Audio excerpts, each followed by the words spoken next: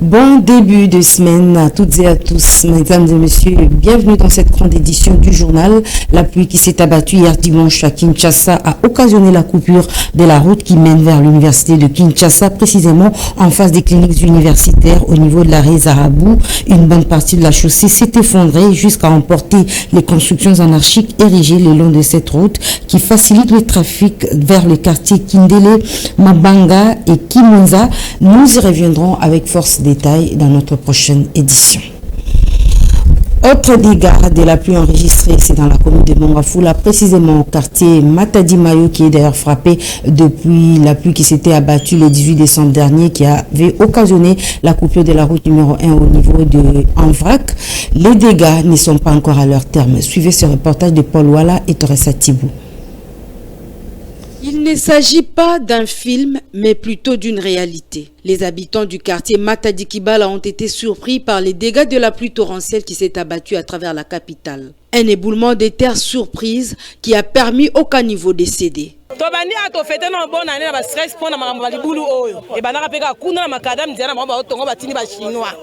Chinois sali nzela ebuki ekoteli bato ebomi bato ebele babandi kotonga nzela likolo de façon que biso to koma kimia ok nzela nzela ba otonga ba osala bango lokote ba otonga pona terrain na bango moko. C'est au niveau de la route nationale numéro 1, plus précisément à la place Matadi-Kibala, qu'une partie de la route nationale numéro 1 n'est plus praticable.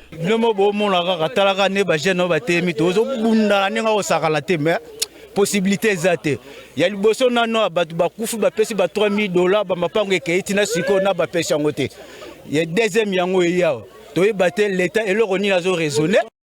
Rappelons que cette route a été récemment coupée, toujours suite aux dégâts intervenus après la pluie qui s'était abattue dans la journée du 13 au 14 décembre dernier. Le gouvernement a fait de son mieux pour réhabiliter cette route qui sert des trafics entre la province du Congo central et la ville de Kinshasa. Restons au quartier Matadi-Mayo pour vous dire que la population qui habite ce quartier lance un SOS aux autorités pour que les travaux puissent débuter afin de sauver les vies humaines. Suivez ces propos recueillis par Teresa Tibou. Situation Oyo, vraiment on est désolé, on ne sait plus à quel sens se vouer. On est au pied du mur parce que nous sommes à peu près à 50 mètres de national numéro 1. Le gouvernement naturellement devait intervenir parce qu'il y a des milliers de gens qui sont ici, sont privés d'électricité, privés d'eau, mais on s'en fout de nous. Les décideurs ne disent rien. Ah oui, pourtant ils avaient signé des contrats minéraux contre infrastructure avec les sino-congolais et ainsi de suite. Mais la route est en train d'être... Les maisons sont parties, mais ils s'en fichent, les décideurs. Non, nous déplorons cette situation parce que on a crié, on n'arrive même pas. D'un chapitre à un autre, depuis l'annonce du déploiement des troupes angolaises dans l'est de la RDC pour le suivi de la consigne sur le respect des accords de cessez-le-feu de Luanda que devrait observer le M23, la spéculation s'installe de plus en plus dans l'opinion locale. Certaines langues pensent que ces militaires viendraient pour recevoir les démobilisés de la rébellion du M23, ce malgré la mise au point faite par les autorités. Suivez.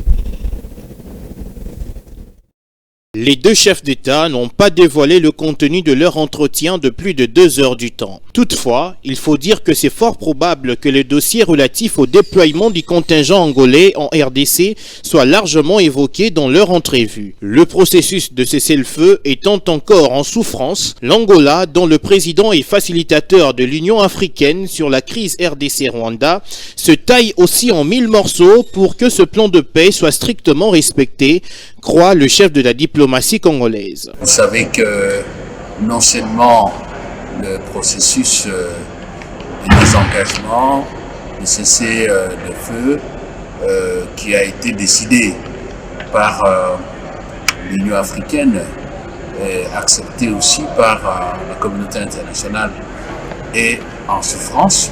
En fait, l'Angola a un mandat renforcé de faire en sorte que les plans de paix Luanda-Nairobi auxquels j'ai fait allusion soient effectivement exécutés par le M23. Et donc, le Parlement angolais a avalisé cette initiative forte. Et certainement que les chefs d'État devait en parler. Et je suis très certain qu'en tant que médiateur, le président Lourenço a le même type de contact avec d'autres chefs d'État concernés. Il faut dire que cette rencontre, qui vise à évaluer le niveau d'exécution des résolutions de différents sommets, notamment Luanda et Nairobi, s'est tenue alors que les nouvelles de front renseignent un retrait de rebelles du M23 RDF dans certaines zones sous leur occupation.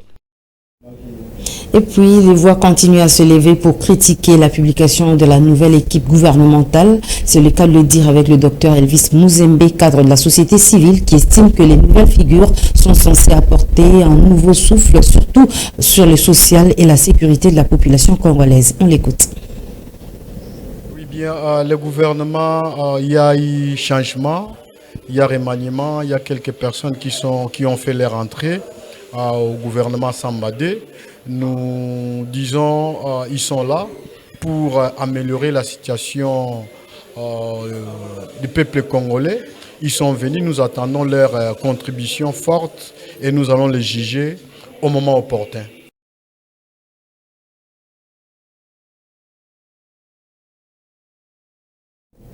Le président de la fondation Arsène Kingo ainsi que les membres de sa fondation ont fait leur adhésion au sein du parti politique Alliance des paysans, des ouvriers et de la classe moyenne pour le développement durable. C'était au cours d'une cérémonie organisée en marge de la clôture du mois de la femme. Alain Goma et Galor Mouya.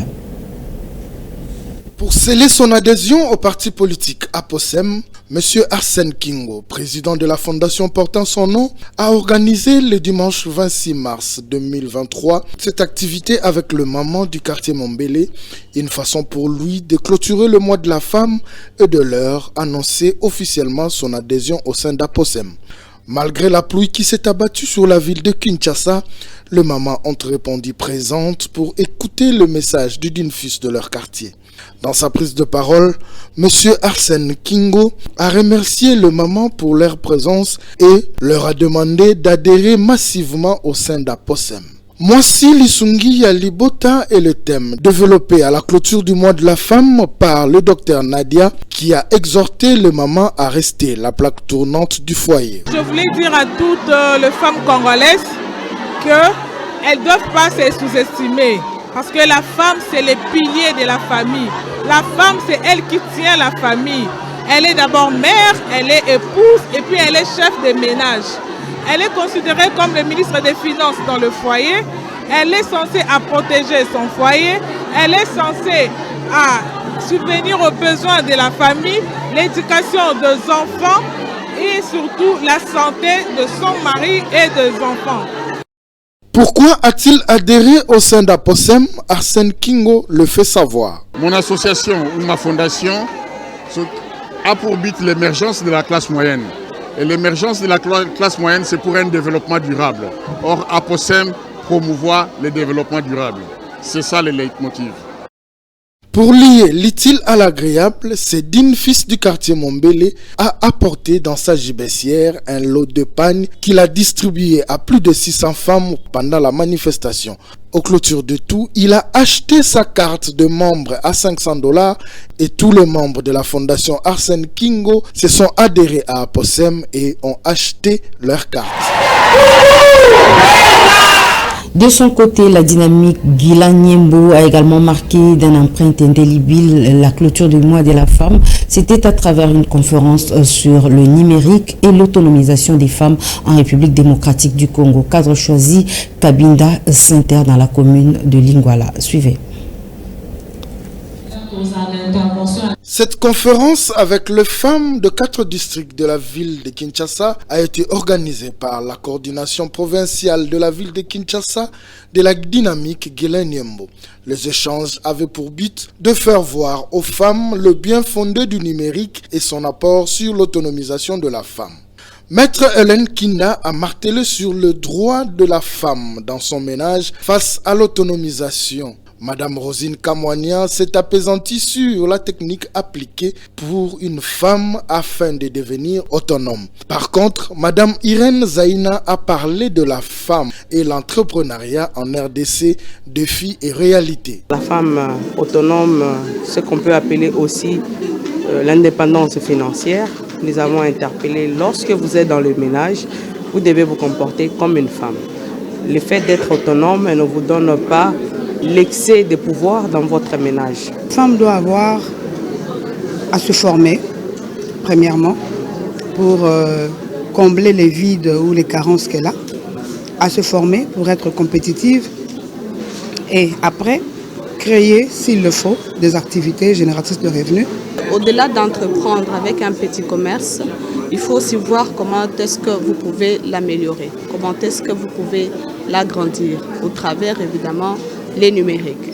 Donc les soucis aujourd'hui, il a été constaté que la majorité des femmes congolaises sont des entrepreneurs parce qu'elles ont toutes les activités économiques, elles tiennent leur famille grâce à leur activité économique.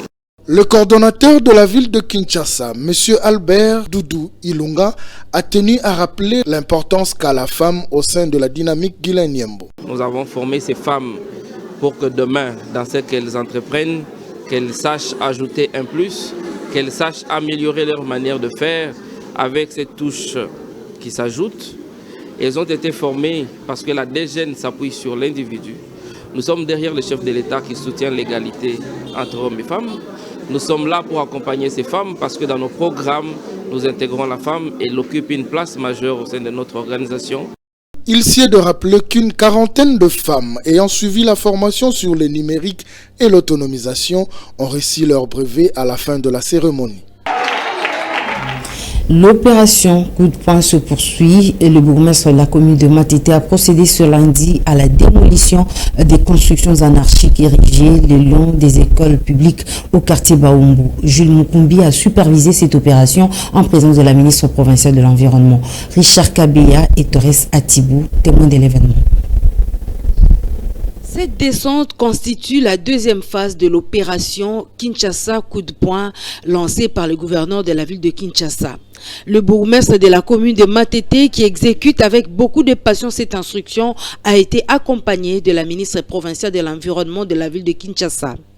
Chemin faisant, ils ont assisté à la démolition des constructions anarchiques situées aux alentours des écoles Baumbu 1 et 2. Sur place, la ministre provinciale de l'Environnement a souligné qu'une équipe de suivi sera mise en place pour éviter des cas répétitifs. Ces constructions n'existeront plus dans la commune de Matete afin que cette municipalité puisse retrouver son image d'antan. Alors c'est la phase 2, donc, qui est la poursuite de l'opération dans la même commune. Nous avions, il y a quelques semaines déjà, travaillé la première phase, c'est ce qui démontre que la ville de Kinshasa ne s'arrête pas. Il y a lieu de noter que les emprises de l'État ne sont pas, même étant des domaines publics de l'État, nous ne pouvons pas nous permettre d'ériger des constructions que ce soit en dur, kiosques et autres, sans pour autant respecter les prescrits de la loi. Et pour ce faire, comme je dis toujours, l'État, même s'il semble être endormi, il finira par se réveiller un jour ou l'autre. Cette opération va se poursuivre dans plusieurs coins de la commune de Matete, a martelé le numéro 1 de la commune de Matete, Jules Mukumbi.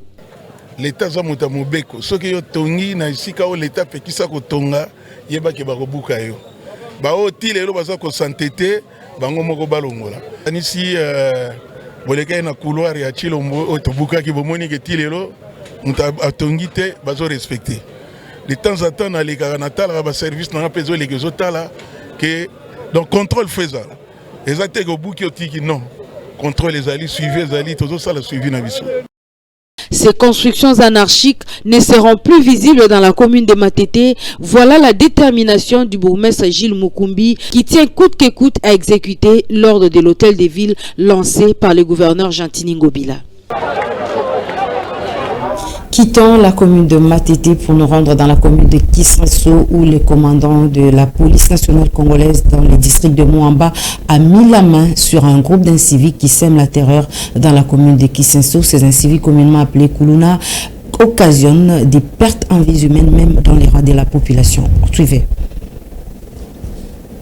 Cette descente de la police de Moamba avec à la tête le colonel Freddy Fengé, commandant du district, dans les différents quartiers de la commune de Kisanso, n'avait qu'un seul objectif, la traque des inciviques qui sèment la terreur dans cette partie de la capitale.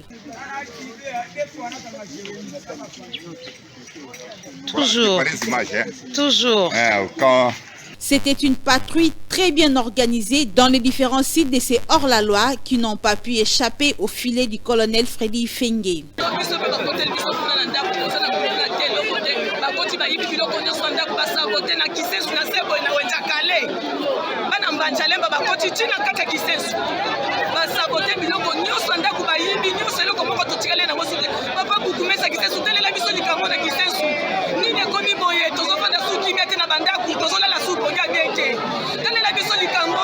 Plus d'une centaine de ces inciviques, communément appelés Kuluna, se sont vus au district des Matete où ils ont été conduits pour répondre de leurs actes. Cette action posée par le numéro 1 du district de Moamba dans la commune de Kisanso est saluée par plus d'une personne qui propose également la régularité de cette opération pour taire définitivement ces phénomènes qui inquiètent au plus haut point la population de ces coins.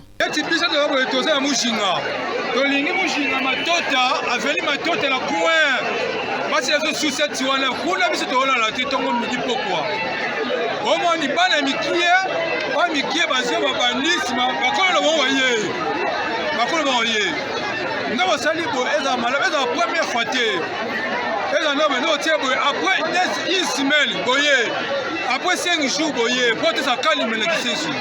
Vraiment, les élaborés pour la mi-coloniose. Nous sommes à Pénaki, mais ils ont 17 mais à Mouchina. À Petit Amitié, Pénat, moi, ils ont Merci. Ils ont été repérés par les victimes qui, sans avoir froid aux yeux, ont pointé du doigt les coupables. Un mot sur le sport. Le comité national des supporters de l'équipe FC Renaissance a présenté ses excuses à la coordination du club orange. Ce mea culpa a été exprimé à travers une déclaration lue le samedi dernier. Suivez. Déclaration du comité national des supporters du FC Renaissance du Congo. Nous, membres du comité national des supporters, CNS sans sigle, portons à la connaissance de l'opinion sportive congolaise en général et du FC Renaissance du Congo en particulier ce qui suit.